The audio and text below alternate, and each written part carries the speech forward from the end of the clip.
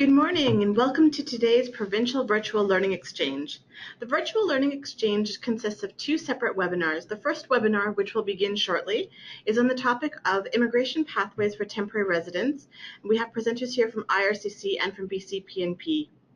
The second webinar of the event will be starting at 1 p.m. on the topic of navigating the settlement needs of refugee claimants. My name is Sabrina Dimitra, and I am AMSA Settlement Coordinator, and I will be assisting with today's virtual learning exchange organized by the province of BC. We gratefully acknowledge the financial support of the province of BC, the Ministry of Jobs, Trade and Technology for this webinar. Our speakers for this morning's learning event are Heather Michaud of IRCC and Trina McKinlay of the BC PNP. So I would like to now hand over the webinar to Heather Michaud of IRCC. Good morning, everyone, and thank you so much for joining us for this presentation on pathways to permanent residence for people who are on temporary residence status in Canada. My name again is Heather Michaud, and my role is as the Employer Liaison Officer for Immigration, Refugees, and Citizenship Canada.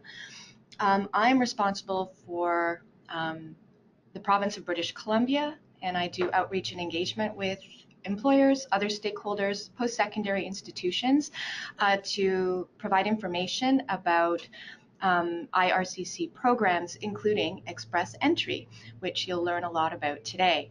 So we're going to move on to the first slide of the presentation to get a basic overview of all of the different immigration programs that are offered by IRCC. Before I really get into the content, I want you to remember one very important thing, and that is that government policies and programs are subject to change. So the information that you're going to be learning about today may not be accurate or up to date tomorrow. So please remember that before providing information to any of your clients, it's going to be very important to go to the government websites to get the latest, most up-to-date information. So for IRCC, the government website is www.canada.ca/immigration. And we'll provide those that website and other websites that are going to be important to you, again, as the presentation goes forward. So you may be in a position to receive questions on all sorts of different immigration-related programs. And just so you have a basic overview of what all the programs are, I've put them all on one slide, okay? So IRCC delivers temporary resident programs and permanent resident programs, as well as programs for people after they've become a permanent resident and on the pathway to citizenship, right up to passport issuance. So the whole suite of services provided to people before they come to Canada, while they're in Canada, until they become citizens. So on the temporary resident side, you may have clients who are on what are called TRVs, or temporary resident visas, or ETAs, which are electronic travel authorizations, which allow people to visit Canada, not to work, not to study, but just to visit for up to 6 months. It's possible to extend that visitor status as well, so you may get questions about that. We offer programs for international students, so that would be study permits, and for temporary foreign workers, which would be the work permit program, and for people who are not admissible to Canada but nonetheless need to be here for an important reason, we have something called a temporary resident permit, or a TRP. What we're really here to talk about today are the permanent resident programs, and those are divided into two different kinds. The first one are a series of economic classes, and then we have the non-economic classes. So under economic, we've got provincial and territorial nominee programs, which are where the province or territory selects immigrants to move to their province, and federal economic programs, which are across the country of Canada. And there's also caregiver programs for people who are caring for children or people with high medical needs. Under the non-economic classes, we have the family class. as well as protected persons and humanitarian and compassionate consideration.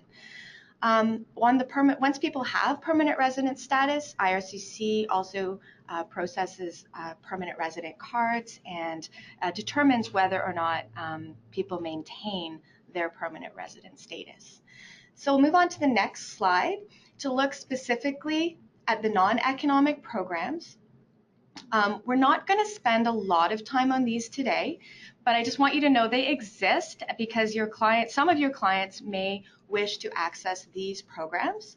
So we've got refugee protection, which would be asylum claims made in Canada, as well as refugee resettlement from overseas. We've got family sponsorship, and this is possible for spouses and common law partners, as well as conjugal partners, dependent children, parents and grandparents, and children who have been adopted or will be adopted when they get to Canada. Family sponsorship is also possible for spouses and partners who are in Canada. It doesn't need to take place from overseas for all different types of sponsorships. Now, there's also other types of programs. Humanitarian and compassionate consideration is one. It's quite exceptional for people who don't meet the requirements of any of the other programs. Temporary resident permits too, for people who can't immigrate because they are not admissible to Canada for some reason. And then protected persons is the process for people who've made an asylum claim in Canada who are transitioning to permanent residence. So that's all I'm going to say about the non-economic programs for now. There's lots of information on canada.ca/immigration about those programs. The main purpose for today's presentation is to look at our economic programs. So we'll move on to the next slide and consider how Canada's immigration programs are helping skilled workers to come to Canada and transition to permanent residence in Canada. So we have temporary work permits, which help employers to fill urgent, immediate, or temporary labor shortages.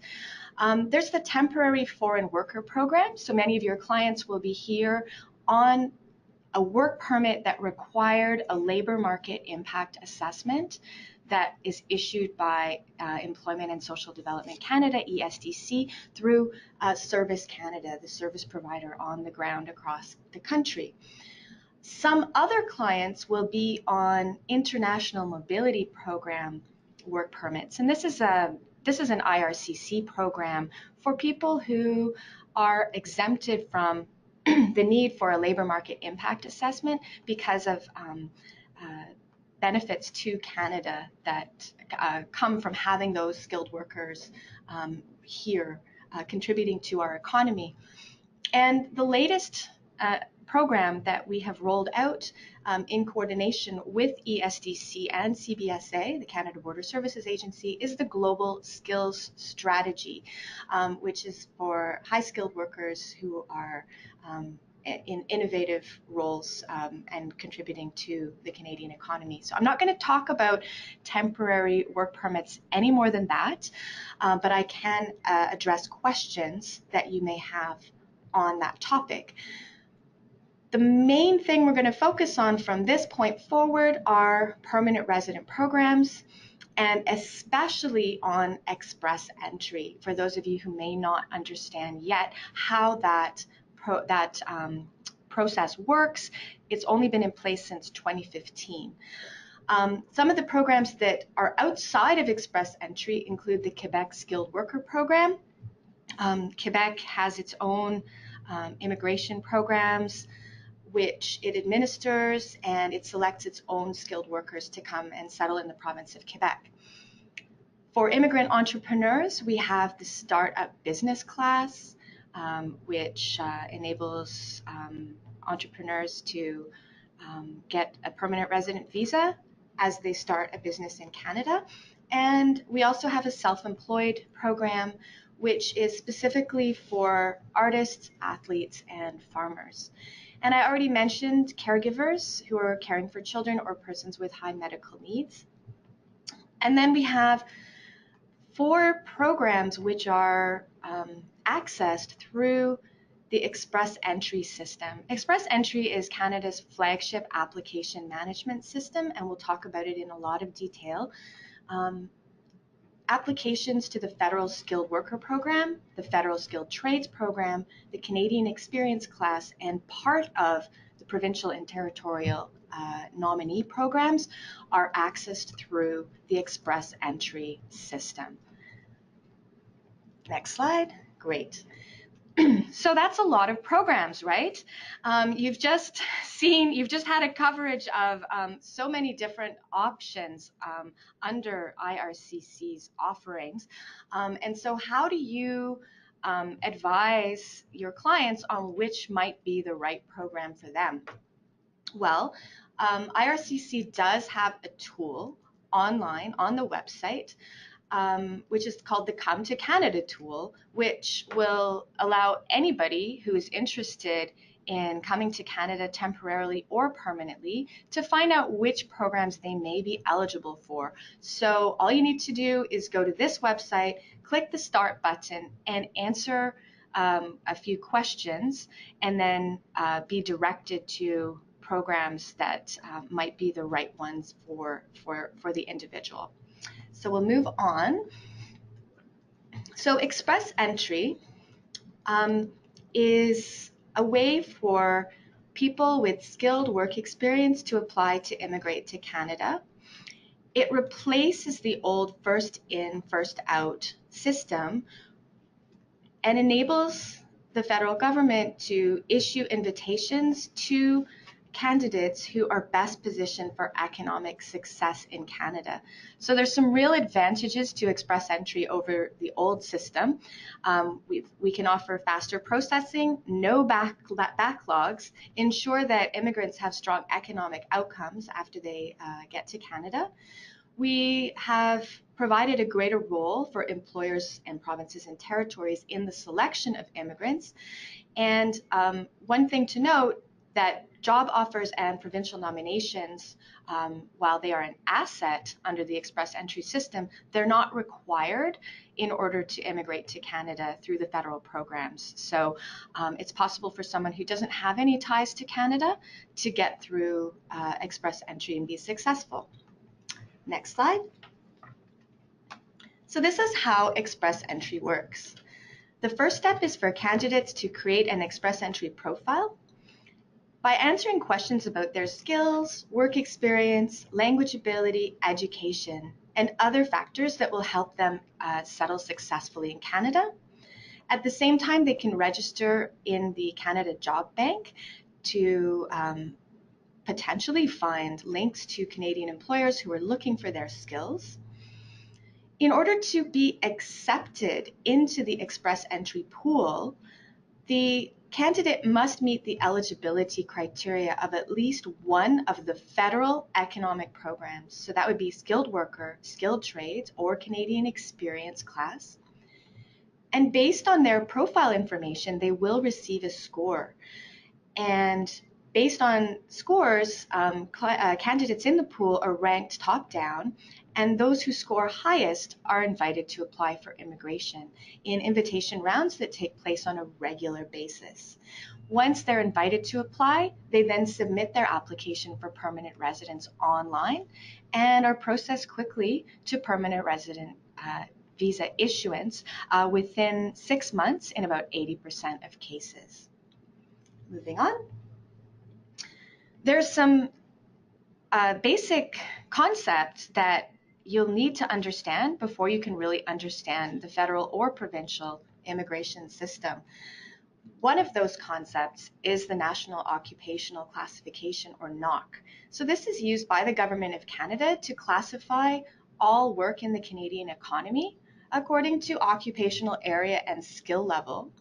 So NOC 0 are management jobs, NOC A are professional jobs, and these usually require a university education. NOC B jobs are technical and skilled trades jobs, which usually require a college education or apprenticeship training. Express Entry only considers work experience at the NOC 0, A, or B levels. So the first step for anyone who is interested in immigrating to Canada through an economic program is actually to find the NOC code for the occupations in which they have work experience. So even if their occupation, if their experience, was outside of Canada, they can still find the closest NOC code for occupations based on the job duties and the skills, etc., that they need to do that job. So this is the website address for the ESDC website on which the National Occupational Classification is found. So don't hesitate to direct your clients to that website to find the right NOC code for them. The next concept is language testing and the Canadian language benchmarks. So everyone who wants to apply for immigration to Canada through express entry must do a language test if they want to receive points for their ability in Canada's two official languages, English and French. All language test results are equated to the Canadian language benchmarks, and we do provide equivalency charts on the IRCC website. The language tests, which are approved for immigration purposes, are called CELPIP for English, IELTS also for English, and TEF for French.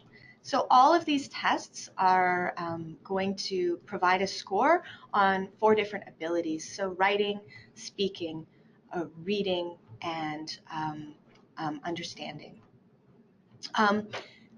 Test results must be less than 2 years old when a candidate creates their express entry profile and must still be less than 2 years old when they apply for permanent residence after being invited to apply. The next slide has the next concept that we need to understand, and that is educational credential assessments. So these are required to verify that foreign degrees, diplomas, and certificates are valid and equal to Canadian educational credentials. So basically, there's a list of organizations in Canada who are designated to do the equivalency of foreign credentials to Canadian credentials. Canadian credentials don't need to go through this process, only foreign ones do. And this educational credential assessment is required if the applicant wants to receive points in express entry for their foreign education or that of their spouse. An applicant who has a high-level Canadian credential may not need the extra points that they would get from having their foreign credentials assessed, and so this may not be necessary for people who've completed their education in Canada. All right, so just keep in mind educational credential assessments, language tests, and NOC codes must be figured out before an express entry profile can be completed. Let's move on. Now, whereas creating an express entry profile is free, language tests and educational credential assessments are done by third parties, and they do charge fees.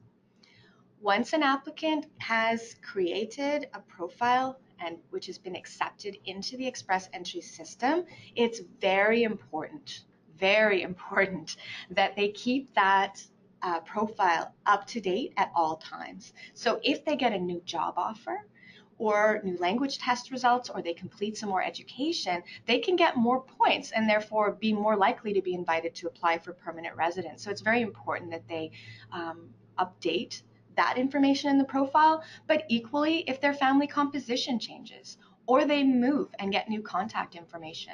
So we need to know about marriages, births, deaths, divorces, and we need to know new telephone numbers and email addresses and mailing addresses to make sure that we can get in touch with a candidate once they're invited to apply. Profiles stay in the express entry system for up to a year and can be renewed after a year if no invitation to reply has been received. Keep in mind that completing a profile does not guarantee that there will be an invitation to apply. So the applicant needs to have a high enough score in order to be invited. also, once they have been invited and they've submitted their application for permanent residence, it doesn't guarantee that they will get permanent residence because they still need to be assessed against all of the eligibility criteria for the program in which they're applying. And they also need to be determined admissible to Canada. That means they meet all of the statutory requirements for a Canadian permanent resident visa. So that would be things like medical checks, police checks, etc. When creating an express entry profile, it's extremely important that candidates be truthful. Because every piece of information that they enter into that profile, they will have to substantiate that with documentary evidence after they're applying for permanent residence, okay? So if there's discrepancies between what they put in their profile just to get a higher score and what they actually have in terms of education, work experience, etc., then there could be a problem. Anyone who provides false information to IRCC can be found inadmissible for misrepresentation and refused, and at the same time can be barred for 5 years from applying to come to Canada for any reason. So again, truthfulness is very important. So as I mentioned, in order to be accepted into the express entry profile, a candidate needs to meet the minimum criteria of at least one of the 3 federal economic programs that are managed through express entry, okay? So the first one is the Federal Skilled Worker Program, and that one requires that the applicant at a minimum have at least 1 year of continuous full-time skilled work experience. Now the neat thing is that experience can be from outside of Canada as well as from inside of Canada, and so people can qualify while they're still living outside of Canada, or even if they haven't completed any skilled work in Canada, they could qualify.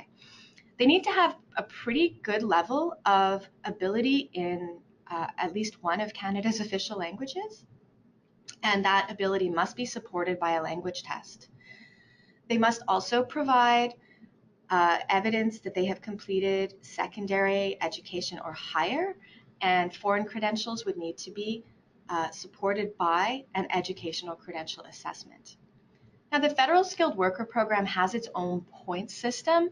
So in addition to meeting to having enough points in the express entry system, there's another system for the Federal Skilled Worker Program that looks at skills, education, work experience, age, adaptability, and a job offer, which isn't required, but it gives extra points. So 67 points are required in order to qualify.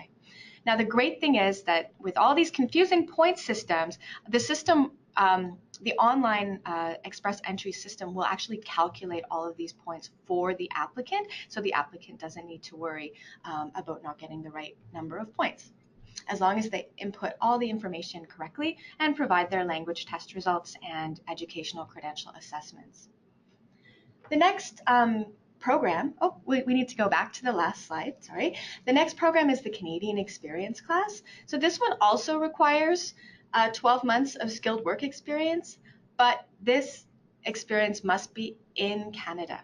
It doesn't have to be full-time or continuous, but it has to add up to a full year of skilled work experience, and it must be authorized. So anyone who is doing skilled work in Canada without authorization, too bad, so sad, that cannot be counted towards qualifying under the Canadian Experience class.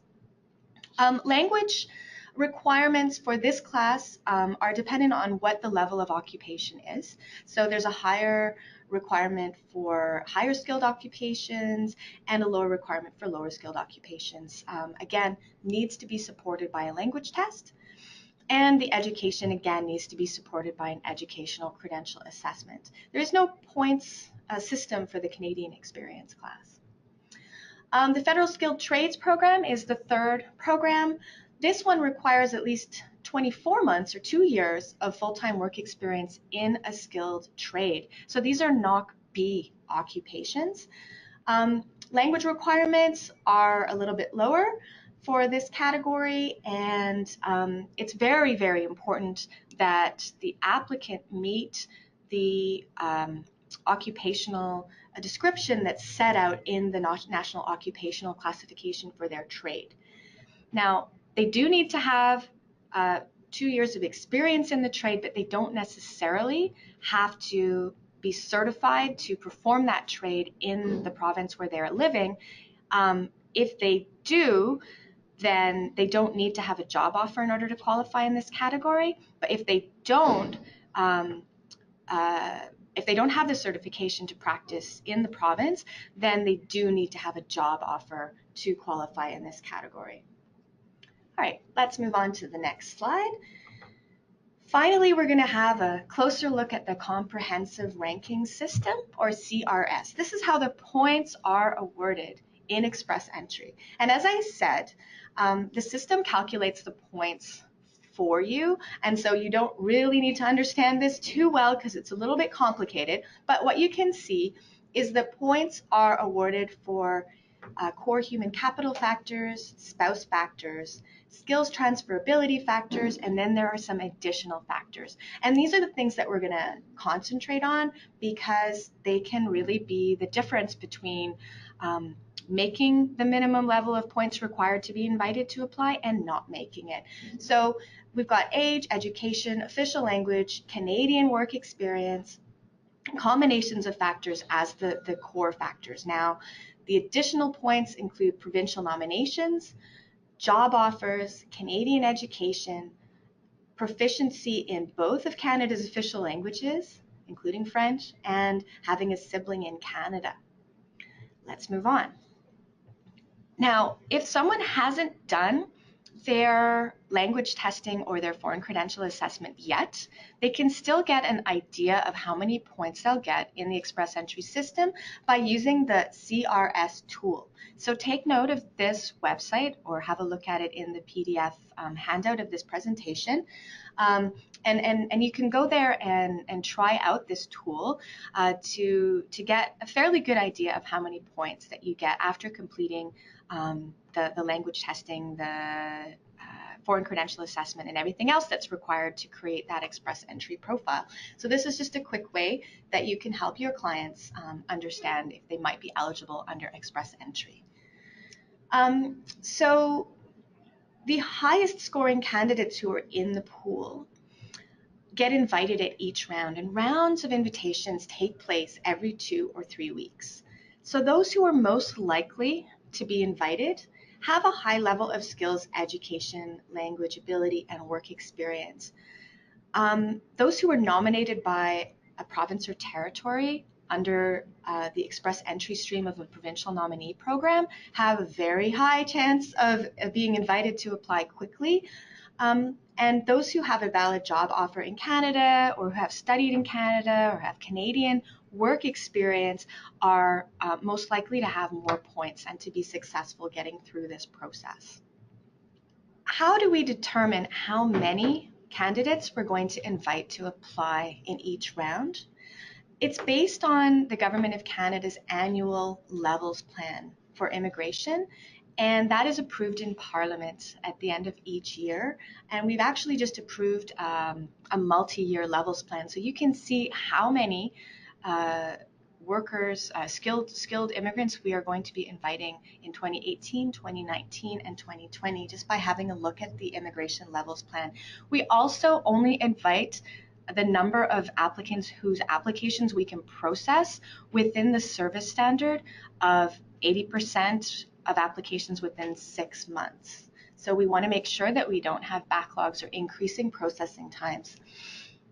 We actually publish the results of every round on the IRCC website, including the CRS score of the lowest ranked candidate who was invited in that particular round. So if you go onto the IRCC website, you can see that candidates invited to apply in recent rounds have had minimum scores of around 430 to 460 points, or higher, of course. Once a candidate receives an invitation to apply, they have 90 days to complete and submit an application for permanent residence. IRCC, the processing office that receives that application, will then have a look and make sure that all the required forms, supporting documents, and fee payments have been submitted. Once the application is determined to be complete, IRCC will then go ahead and verify all of the eligibility criteria, as well as make sure that the applicants are admissible to Canada. So once again, this process is completed in 80% of all applications within 6 months. That's what makes this truly express entry. Next, we've got fees and proof of funds. So how much money does it cost to immigrate to Canada through the federal program? So the application fee is payable by the principal applicant, the spouse if applicable, and any dependent children. The right of permanent residence fee is payable by the principal applicant and spouse, if there is one. And then proof of funds. Proof of funds is required for applicants to the Federal Skilled Worker and Federal Skilled Trades Program, unless they are authorized to work in Canada with a valid job offer already. Otherwise, they're exempted from this requirement. But they need to demonstrate that they actually have enough money to establish in Canada in the first months of being a permanent resident. So the amounts are shown for families of 1, 2, or 3 members. You can see the complete for information for larger family sizes on the website. And finally, we've got medical exams and criminality or security checks.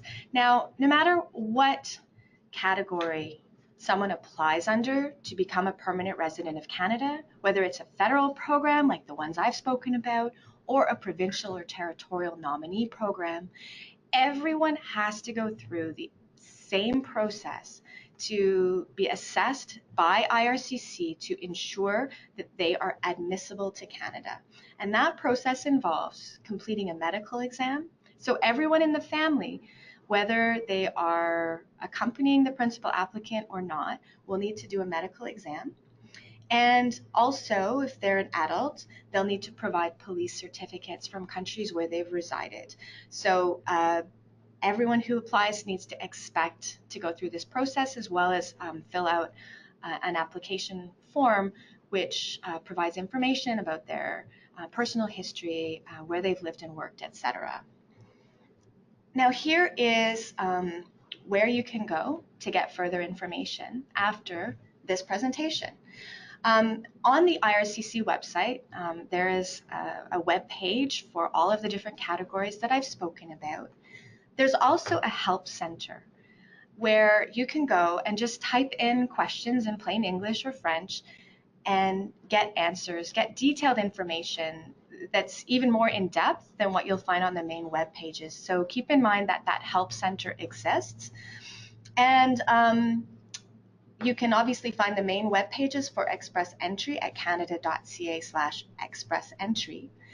The email address to reach someone like me, an officer who does outreach and engagement to stakeholders across Canada, is right there in the middle of the screen, eeengagement@cic.gc.ca. And please don't hesitate to follow IRCC's social media feeds, which are also featured here on this slide. Thank you, Heather.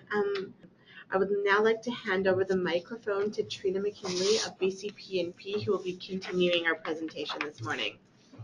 Okay, good morning. This is Trina from the BC PNP.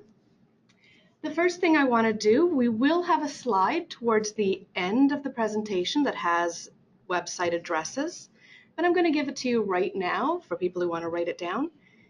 The BC PNP information can be found at welcomebc.ca/PNP.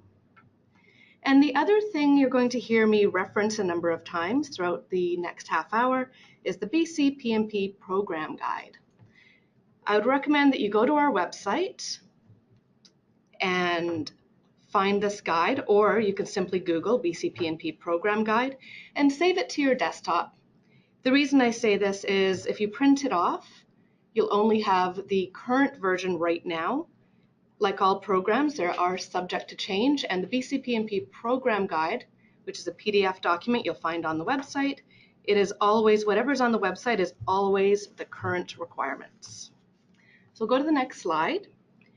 And this is an overview of what we're going to discuss today. We're going to spend a lot of time on number 2. We'll talk about the difference between skills immigration and express entry. We'll talk about the different categories, how to apply, and the eligibility criteria.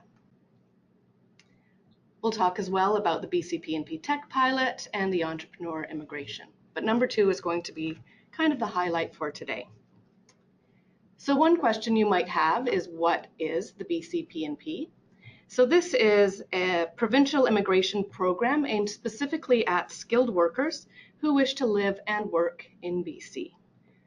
So our mandate here is to establish BC as a preferred location, to really grow domestic BC tech companies and make it easier to attract and keep skilled workers. So this is a snapshot of immigration to BC in 2016. So you can see of the economic immigration to the province, the BC PNP accounted for 18% of economic immigration. So for those of you that may have been familiar with our program over the last few years, you'll notice several changes. Most importantly, the processing time is much faster. So from the time you apply to a time a decision is made, you can expect 2 to 3 months. One of the other big changes is it's no longer first in and first out. So it doesn't matter when you apply. You'll receive an invitation to apply based on BC's economic needs and score. The majority of our applications are also now online, which is also part of why it's a little bit faster. And here are some of the benefits of applying through the BC PNP. So employers are not required to have an LMIA, a labor market impact assessment. You can have one, you can submit it when you apply, but you're not required to have it. If you're in a situation where you don't have a work permit or your work permit is going to expire, we do issue support letters to make it easier for people who have been nominated already to get an extension or to get a new work permit. For international graduates who have attended post-secondary school in Canada, they can apply through our program sooner than the federal programs. And if you are eligible for the international postgraduate category, you don't need a job offer at all. We're also the only immigration pathway for entry-level and semi-skilled workers. So these are people who are working in NOC C or D. So this is where we get into the difference between skills immigration and the express entry. So these are 2 different streams that we have, and we have various categories within each of these streams. One of the main differences is the express entry category. You do need to be eligible for one of the federal programs. Skills immigration, you don't. You just need to be eligible for the BC PNP. So this gets into it in a bit more detail. So you're going to notice a lot of repetition between the categories. EEBC is express entry, BC. Skilled worker, and then we have skilled worker on the skills immigration side. So a lot of similarities here. One of the differences, if you bring your attention down to the bottom left, is that entry-level and semi-skilled category. So this, as I said, is the only immigration pathway for people working in NOC C and NOC D. With the international postgraduate category, you also are not required to have a job offer. You do need to graduate from a university in British Columbia. And the international postgraduate category and the healthcare professional category are also not required to register. They can simply submit their application. One of the questions that you might be asking at this time is, if we know that the federal government is responsible for issuing work permits and permanent residence, why would you apply for a provincial program at all? So the answer is, there's 2 answers to this. The first one is points. So if you're eligible for one of the 3 federal programs, and in the previous presentation, we talked about the CRS tool. You can look to find out what your ranking is.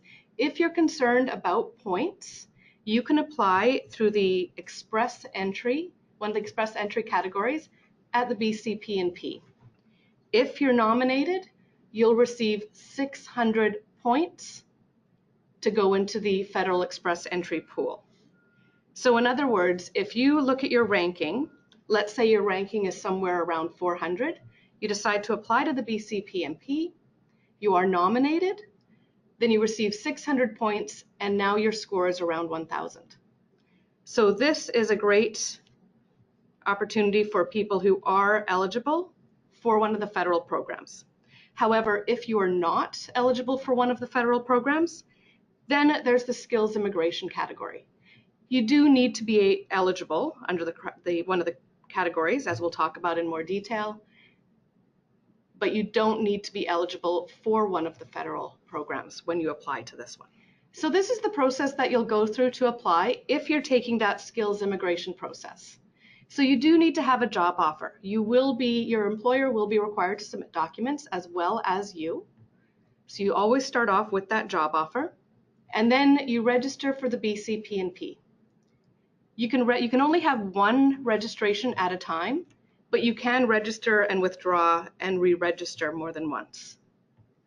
You receive an invitation to apply, and at the time you apply, you will be required to pay an application fee. So this part of the process, from application to decision, this is what takes approximately 2 to 3 months. At that time, even though you've applied through the provincial program, then you have to apply. After you receive a decision, then you apply to the federal government in order to get permanent residence. On the next slide, we'll look at the express entry process, and you'll notice it's almost the same, but we've got a few extra steps that's highlighted in yellow. So you still start off with that job offer. You register on the federal site for one of the 3 federal programs. You receive your profile information, which you then put into your BC PNP registration. Then you receive an invitation to apply from the provincial government first. Then you apply, you get your decision, then you get your 600 points, and then you get your federal invitation. So remember, both the BC PNP and the federal government issue invitations to apply. If you're eligible for one of the express entry categories, the reason you're applying to the provincial program is because you want to get those points. So if you get an invitation to apply from the federal government before you've been nominated, then you don't get the points. So if you receive an invitation to apply from the federal government, you decline it, you wait for the provincial invitation, then you get that nomination, and then you wait for the invitation to apply on the federal side. The other thing I want to highlight here about the difference between the two is for the skills immigration process, that's when you're not eligible for one of the federal programs.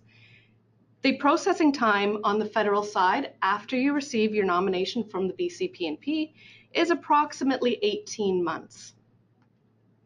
The processing time for express entry after you've received your nomination for the BC PNP is approximately 6 months. So if you're looking at these 2 streams, you're trying to decide which one is the better one for you. If you are eligible for the express entry, one of the express entry categories, you should apply through the express entry categories. The skills immigration, however, is still a great option. So on the next slide, we're going to talk a little bit about the eligibility criteria. These are generally applicable across all of our categories. So for the first one, you need a full-time indeterminate job offer. So full-time means you're working at least 30 hours a week or more. Indeterminate means there's no end date. This is a permanent, ongoing job offer, and it is supported by your employer. Your employer is aware of it. You need to be working in one of the eligible NOCs for the category you're applying to, and you need to be qualified for that position. So sometimes we have questions, people who have studied here in Canada, maybe they study one topic, one subject, and then they get a job offer that's not really related to what they studied. As long as they're qualified for the job they're working in, that's fine. If they're not qualified for that job, that is a concern. You also need to be earning a wage that is within the industry standard, so not unusually low or not unusually high. You do need to meet the language proficiency requirements. So we use a CLB level of 4. or higher, but we can accept tests from IELTS or, I've forgotten the name of the other one, CELPIP, thank you. And like with IRCC, the test does need to be completed within the last 2 years. You do need to meet a minimum income criteria, and we'll have a chart in a little while about that. And you do need to be legally able to work in Canada. So that doesn't necessarily mean you have to have a current work permit. It's possible that you applied to a job while here on a visitor's permit but are not working yet. Possibly you have been working part-time on a student permit and now you've received a job offer for a full-time indeterminate job. It's also possible that you are still in your home country. So these are all okay for our program. However, your employer will be required to, the onus will be on your employer to meet recruitment criteria and so on. But it is okay to go through this program, even if you are not currently on a work permit. A couple exceptions to this is we are not able to accept applications from refugee claimants or people who might be under a removal order. Okay, I think we covered this. I'll just go over it again quickly. So you do need to be eligible. If you're applying for express entry, you need to meet the BC PNP requirements, and you need to have a valid and visible express entry profile. If we go on to the IRCC site to check your express entry profile and it's no longer visible, you may have received an invitation to apply from the federal government. So you would need to decline it in order for us to be able to process your application. So you do need to meet one of the 3 federal government programs as well as the BC PNP requirements. So we'll get into some of the employer requirements. So generally speaking, we want to see an established business that's been in business for at least a year. For the entry-level and semi-skilled category, this can be 2 years. Need to have at least 5 full-time or full-time equivalent employees if you're in the Greater Vancouver area. So if an employer has 4 full-time employees and 3 part-time employees, that likely will be okay. If you're outside of the Greater Vancouver area, we want at least 3 full-time or full-time equivalent employees. A history of good workplace and business practices. They need to be supporting your application and offering you a permanent full-time job. The onus is, as I said earlier, on the employer to demonstrate that genuine recruitment requirements have been met. So the intention was there to employ a Canadian citizen or a permanent resident. So we need to see why this candidate was qualified for the position when Canadians were not. So it is a joint application.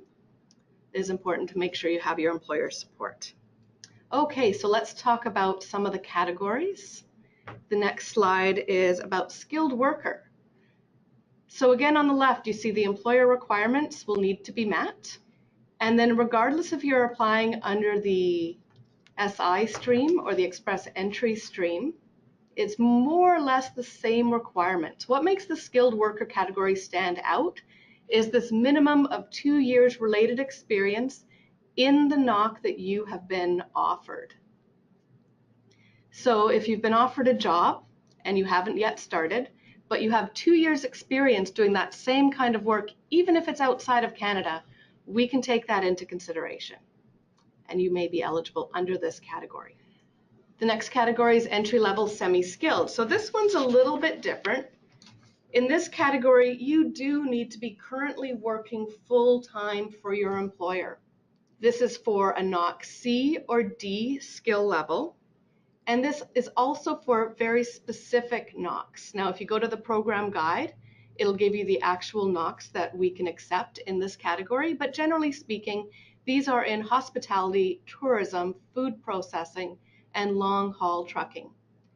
You do need to demonstrate that you have been working for the past 9 months prior to registering full-time, which is 30 hours or more, with your supporting employer, as well as having a full-time permanent job offer. One interesting note for those people who might be in the northeast of the province, you do have much more latitude in this category It's virtually any NOC, any job that's NOC C or D skill level can apply through this category.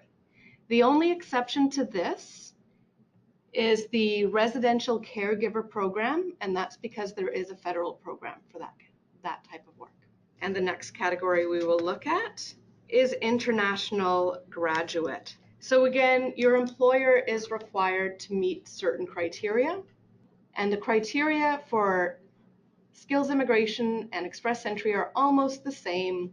Of course, express entry, you do need to be eligible for one of the federal programs. But the key difference with this category is that you have completed a degree or diploma or certificate at in an eligible program and institution in Canada. So anywhere in Canada. It needs to be an eligible degree granting institution if you have a degree. If you've completed a diploma or a certificate, it needs to be at least 8 months full-time or more to complete it. It also needs to be a public post-secondary institution. So we'll pause here for a moment. One of the questions that we talked about earlier was, what stream do you apply for? Skills immigration or express entry? So we've talked about that. But what about category? How do you know which category is the best category for you? Well, certainly if you're working in a C or D skill level occupation, you really want to look at entry level and semi-skilled. If you're working in a higher NOC and you apply through express entry, you will not be eligible. For international graduate and skilled worker, you want to be working in a NOC B skill level or A skill level. It's possible that for international graduate and skilled worker, you may be eligible for both categories. So in a situation like that, how would you decide? What I would recommend doing is going to our website, and whenever we issue the invitation to apply, we do publish the score threshold for each category. So look at the score threshold for the last several rounds of invitation to apply, and that should help you decide which category is the best category for you if you're eligible for both. Another point to mention now is that if you do apply to the wrong category, we cannot change the category for you. You will have to withdraw and reapply in the appropriate category. So please make sure you have a look at the program guide, make sure you're up to date on what the criteria is to make sure that you do apply for the correct category. Okay, and then we'll move on to the international postgraduate category. You'll notice there's no requirements for your employer because a job offer is not required. Of course, if you have one, that's great, but it's not required. You do need to complete a master's or PhD at an eligible institution in order to be eligible for this category. And in this case, your education must have been completed in BC. Your master's or PhD needs to be from British Columbia in order to be eligible for this category. Like with the international graduate category, your program does need to be completed within the last 3 years. And you do need to demonstrate you have the ability and intent to reside in Canada. So we're going to be looking for, if you have a survival job at the moment, that's going to help us decide that. If you are currently living here, if you've got networks or you're involved with professional organizations, these are all things that can help us determine if you have the ability and intent to reside in BC. You'll also notice that it's not any master's or PhD that's eligible under this category. It does need to be under the natural, applied, and health sciences. If you wanted to know more specifically which programs at which schools are eligible, that is available in the BC PNP program guide, which you'll find online or on our website. So again, a little bit more information on the type of programs that we do accept for the international postgraduate or express entry international postgraduate category. And if you go to the program guide, you'll see the link, and on the next page there is a PDF that you can get to from the program guide, which gives that detailed information.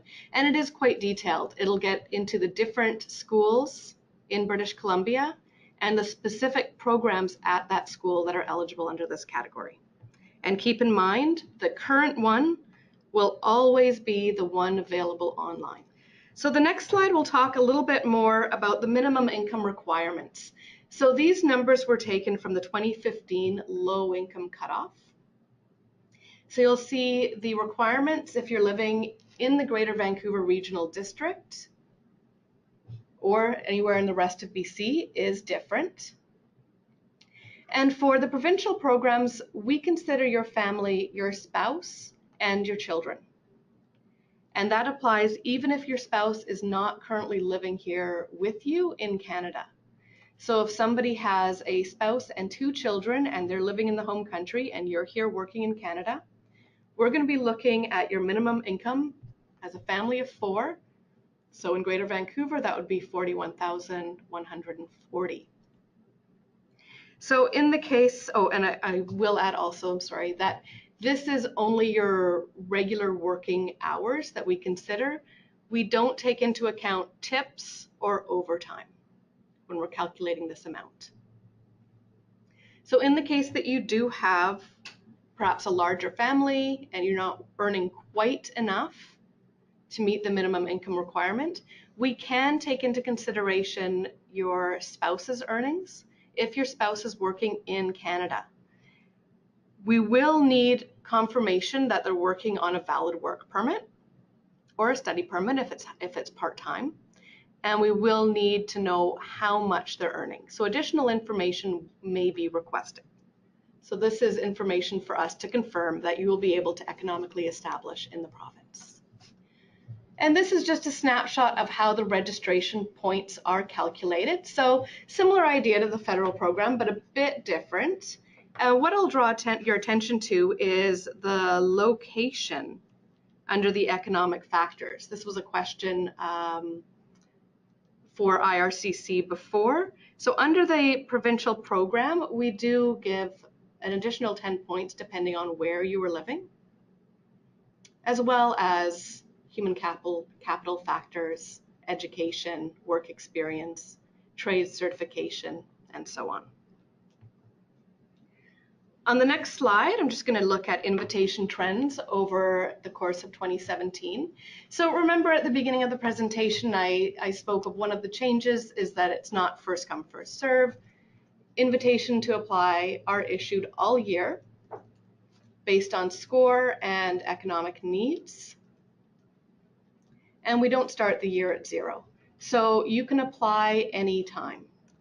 And the next slide, we'll talk about the BC PNP Tech Pilot. So this is a pilot that came out of the 2016 Tech Talent BC report, which identified access to talent as the biggest issue facing the tech sector.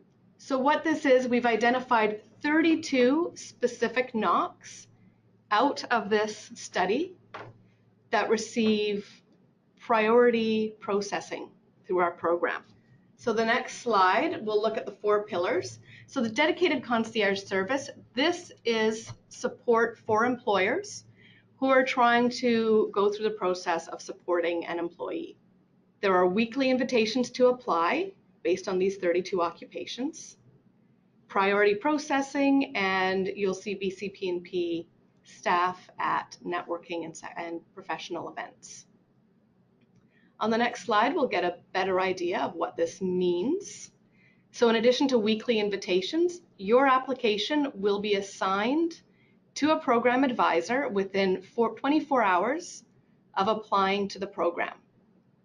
The decision will be rendered in 2 to 4 weeks. So this is a really great initiative. One thing you might be asking yourself is, how do you apply to the program? You still need to apply through one of the categories that we've already discussed. So everything that we've talked about so far still applies. Your eligibility for the tech pilot is determined by the knock that you enter. So now you might be asking yourself, which are the 32 knocks? So this information can be found on the BC PNP program guide. If you click on the link to the BC Tech Pilot, you'll also see a link that will open up a PDF to the 32 occupations. I'll give you a bit of a sneak peek though. Among these NOCs are the NOC for engineers, engineering technologists, web developers, graphic designers, translators. So it's quite diverse and can be a very great option. On the next slide, we'll talk a little bit about the Entrepreneur Program. So the Entrepreneur Program is designed for people who are establishing new businesses or improving existing ones that are able to make an immediate investment in the country and are able to create new jobs for a Canadian, at least one new job for a Canadian or a permanent resident. You'll see the registration is a little bit different for this stream. And on the next slide, we'll have a little bit of a look at the ideal candidate for this. So this is someone who has at least 5 years experience in ownership or managing a business. They have enough cash for an immediate investment. They're researched in where they want to set up their business in BC, and they're ready to implement their business plan. They already have direct experience, and they're able to adapt to Canadian and BC business culture and way of life. Applying for this program is a little bit different. On the next slide, we'll see that process. So there is a $300 registration fee for this one, and it's a much longer process because the program advisor will work with you throughout part of the process to ensure that the business is established. And one thing I'll add, when you register, your registration is valid for 6 months, whereas with the skilled immigration programs, they are valid for 1 year after registering. Okay, and where do you find all this information? So there is the website, as I spoke about earlier, and there's the BC PNP program guide, which you can save to your computer. In the background there, you'll see there's also a program guide for the Entrepreneur Immigration Program to get much more detailed information there. And on the next slide, we'll see information for if your clients are ready to register now. So this is the BC PNP technical guide. I didn't speak about this earlier. The program guide is specific information regarding eligibility for the programs. The technical guide is specific information to support you in registering for the program. So it gives definitions, it gives the specific documents you and your employer will need to submit, and where you set up your user ID and password.